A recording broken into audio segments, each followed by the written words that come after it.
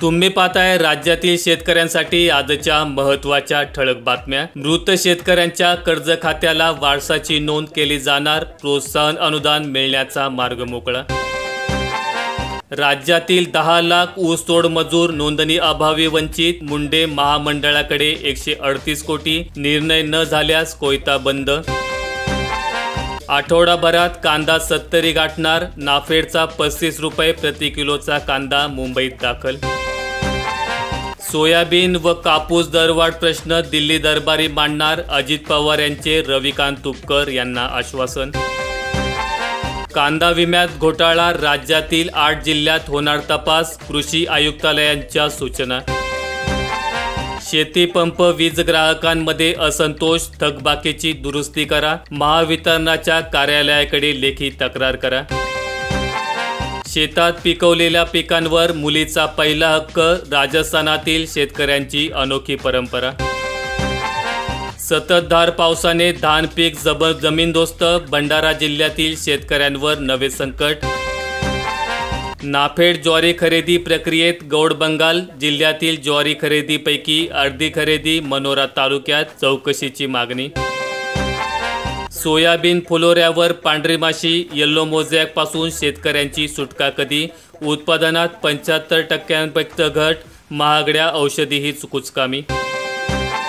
2022च्या पावसाळी हंगामामध्ये सततच्या पावसामुळे नुकसान झालेल्या शेतकऱ्यांना अतिरिक्त निधी वितरित करण्यासाठी 1500 कोटी रुपयांचा निधी मंजूर करण्यात आला होता। यामध्ये उर्वरित असलेल्या शेतकऱ्यांना 61 कोटी 16 लाख रुपयांचा निधी वितरणाला मंजुरी देण्यात आली आहे। यामध्ये अहमदनगर जिल्ह्यातील शेतकऱ्यांकरिता 25 कोटी 97 लाख, परभणी जिल्ह्याकरिता 21 कोटी 29 लाख, अमरावती जिल्ह्यासाठी 13 कोटी 20 लाख, तर वाशिम जिल्ह्याकरिता 59 लाख रुपये वितरणाला मंजुरी देण्यात आली आहे।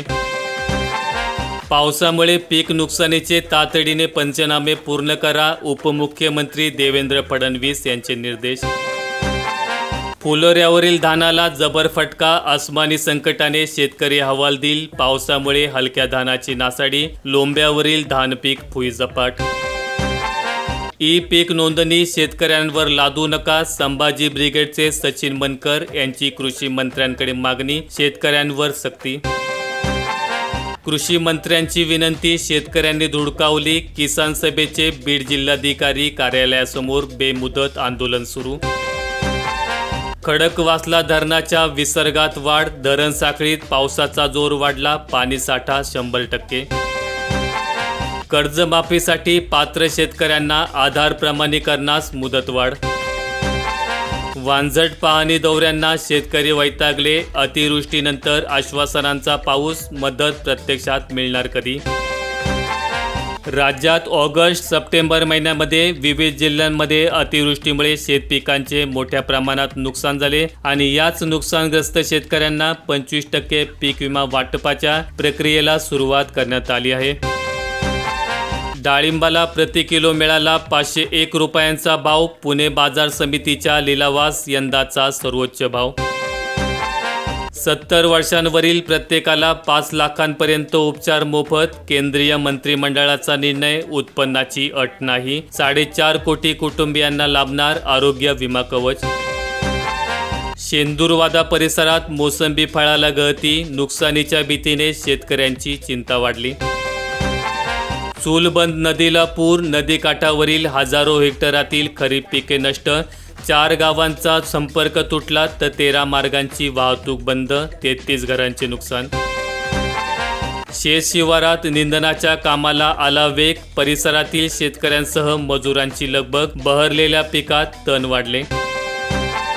सोयाबीन व कपाशीची पिके नष्ट, अंतोरा महसूल मंडळातील प्रकार, सततच्या पावसाचा विपरीत परिणाम, नुकसानीचा आढावा घेतलाच नाही। लातूर जिल्ह्यात अनुदानावर बीज प्रक्रिया ड्रम हवा असेल तर अर्ज करा, रब्बी हरभरा पिकासाठी जीवाणू संवर्धन संघाचाही पुरवठा। कोल्हापूर जिल्ह्यातील फूल उत्पादकांना गणराया पावला, निशिगंध फुलाचा दर पोहोचला 900 रुपये किलोपर्यंत, दरात वाढ। साहेबपूर ओसरला, नुकसानाचे पंचनामे झाले, मदतीचे काय, खारपान पट्ट्यातील नुकसानग्रस्त शेतकऱ्यांना मदतीची आस। लोणारा परिसरात उडीद पिकावर लष्करी अळीचा हल्ला, शेंगा नसल्याने पीक उपटून फेकण्याची शेतकऱ्यांवेळ, संकटाची मालिका सुरूच. सोयाबीन व कापूस दरवाढीबाबत सरकार सकारात्मक, तुपकर यांची उपमुख्यमंत्री पवारांसोबत बैठक, राज्य सरकारचे शिष्टमंडळ केंद्राकडे विषय मांडणार. पीएमचे पैसे हवे तर लवकर करा मोबाईल नंबर अपडेट, दुरुस्तीसाठी मुदतवाढ, चुकीच्या डाटामुळे अडचणी. कापसाला खुल्या बाजारात मिळणार 7,500 रुपयांचा दर, शेतकऱ्यांसाठी गुड न्यूज. 2 लाख गाठींच्या उत्पादनाचा अंदाज, सरकीचे दर घसरले तर कापसाचे दर कमी होणार. पुसद बाजार समितीत खरेदी थांबली, शेतकऱ्यांपुढे अडचणी वाढल्या, आंदोलनाचा इशारा दिला. शेतकऱ्यांची सरसकट कर्जमाफी करण्यावर सरकार राजी होईना, उपमुख्यमंत्र्यांना निवेदन, मंत्रालयावर अर्धनग्न मोर्चा काढण्याचा इशारा. 6 महिन्यात रोहियो अंतर्गत 2.5 लाख मजुरांच्या हाताला काम, 1.5 लाखांवर कुटुंबियांना मिळतोय आपल्याच गावात रोजगार. पीक नोंदणीचे संकेतस्थळ विस्कळीत, ई पीक पाहणीत अनेक अडचणी, ॲप चालेना, गत 8 दिवसांपासून प्रक्रिया ठप्प. कपाशी संरक्षणासाठी पिकांची नुकसान टाळा, कृषी विभागाचे शेतकऱ्यांना आवाहन, वातावरणामुळे किडीचा प्रादुर्भाव आढळला. चंद्रपूर जिल्ह्यातील शेतकऱ्यांना मिळणार पीक विम्याचे 58,95,00,000 लाख, प्रलंबित रकमेचा प्रश्न निकामी. यवतमाळ जिल्ह्यात नुकसानीचा आकडा 2.25 लाख हेक्टरच्या घरात, ऑगस्ट व सप्टेंबरमध्ये झालेली अतिवृष्टी. परभणी जिल्ह्यात वैयक्तिक सिंचन विहिरींचे आले 5 कोटी, लाभार्थ्यांना दिलासा, प्रशासनाकडून मागणी 14 कोटींची. शेतकामांसाठी मिळेनात मजूर, शेतकरी मेटाकुटीस, भोकरदन तालुक्यात शेतीचे कामे सुरू, मजूर कामांसाठी मागतायत जास्तीची रोजंदारी, शेतकरी झाले चिंतातूर. 11,000 शेतकऱ्यांनी केली पिकांच्या नुकसानीची तक्रार, पैठण तालुक्यातील स्थिती, तालुका कृषी अधिकारी मुळीक यांची माहिती. तासगाव तालुक्यात ओला दुष्काळ, शेतकरी संकटात, खरीपाचे कोट्यावधीचे नुकसान, तरीही कृषी विभागाचा अहवाल निरंकच. उडीद उत्पादकांना भावाचा फटका, माढा तालुका, हमी भावाने माल खरेदी करण्यासाठी शेतकरी आग्रही. मटार खातोय भाव, किरकोळीचे दर 260 वर, सणांतील मागण्यांमुळे इतर भाज्याही 100. पोषण आहाराचे 12 मेन्यू, गुरुजींचे टेन्शन वाढले, हिशोब कसा ठेवावा, शिक्षण विभागाचे मार्गदर्शनच नाही. पंतप्रधान ग्रामसडक योजनेअंतर्गत महाराष्ट्रातील 117 रस्त्यांना मंजुरी, केंद्र सरकारकडून 755,66,00,000 रुपये निधी. माहिती आवडल्यास व्हिडिओला लाईक करून चॅनेल सबस्क्राईब करा. धन्यवाद.